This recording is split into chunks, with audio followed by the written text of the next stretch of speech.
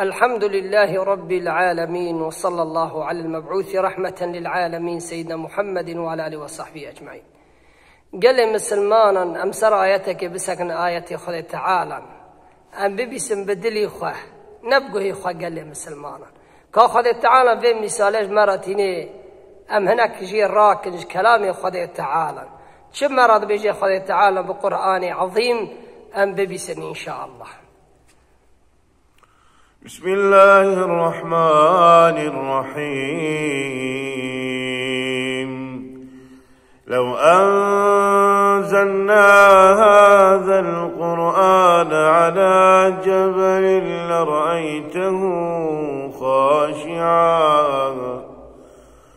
لرأيته خاشعا متصدعا من خشية الله.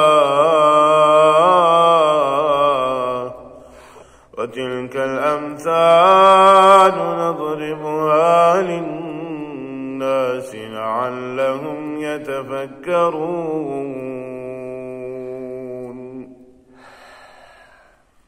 والله خذ تعالى في قرآن عظيم داد فيه في آية تفسير. لو أنزلنا هذا القرآن على جبل، يا ابن آدم ذا جبل عظيم قلت البر بالساكني اشتا مسترتر اشتا قونتر اشتا عظيمتر وهاجر ما قرآن داخستا سر في جبلي جيف عن بكرة شتي ضاهي وجنة وجحنمتي ضا چه وبي تأثير ببا بچر ياش ترسي خده تعالى را تشرى تأثير نبي يا ابن آدم.